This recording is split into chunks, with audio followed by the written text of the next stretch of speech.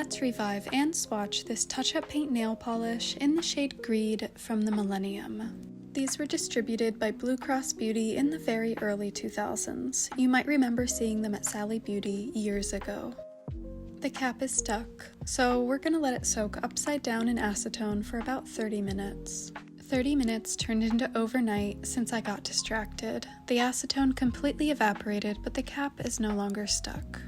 But what the helly? This is the widest wand I've ever seen. I have a bunch of touch-up paints and none have wands quite like this. I wonder if this was a form of shrinkflation because this takes up quite a bit of space in the bottle. But moving on, I'm just cleaning the threads so the cap doesn't glue itself shut again. And now we can start the thinning process. I'm going to add enough to submerge the dried polish, and since the polish is stuck on the side of the bottle, I'll let it rest on its side for a few hours to absorb the thinner. And now we're back to check on the polish, and Mica has come to take a nap. He probably spends about 6 hours a day in this window. Sometimes the neighborhood strays stop by to say hello, as well as the squirrels. And now we'll add a final dose of thinner and give it a spin on the vortex. I usually use this portion of my revival videos to chat about random stuff on my mind. Another one of my niche interests is collecting art and antiques, so my bedtime ritual is often just scrolling various secondhand sites to see if something catches my eye, and I've been a bit fixated on oil paintings lately. But I've had this large, empty wall in my entryway, and I'm really particular about not hanging something until I know for certain it's in its final resting place, since it was a ton of work to fix the original plaster walls when we bought a foreclosure in 2020. I'll attach some pictures of that repair process, but essentially the walls were busted in every room of the house. Wherever I could, I anchored the plaster back to the lath, and basically every corner had to be built back up, so I'm very wary of putting holes in the walls, since it could shake the plaster keys out of the lath.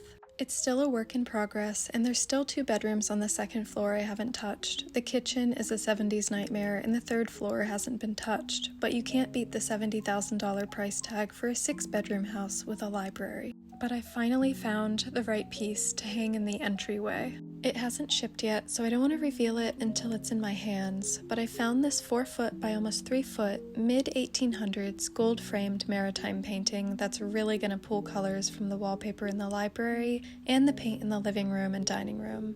I've never been more excited to put some holes in the walls, but I'm sure I'll share it when it gets here. But back to the polish, we'll let this sit for a few hours to dissolve any chunks that have yet to melt. And we're back, and of course Mica is still here, but this time he's conscious. High five. He's been here a while, working hard, so he's gonna go get a snack. And the polish is ready for us to finally swatch. Of course that extra big wand picks up too much product in having all that surface area, so I need to be a little more careful.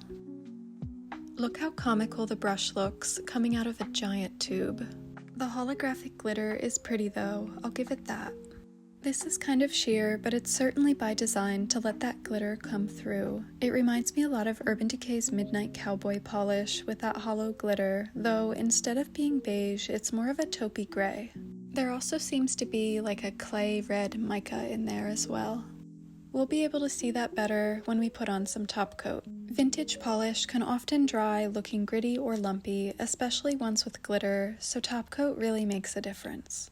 It's a rare occasion where I've flooded my cuticle. No need to call the authorities for a wellness check. I've just had too much caffeine today. But here's the final look.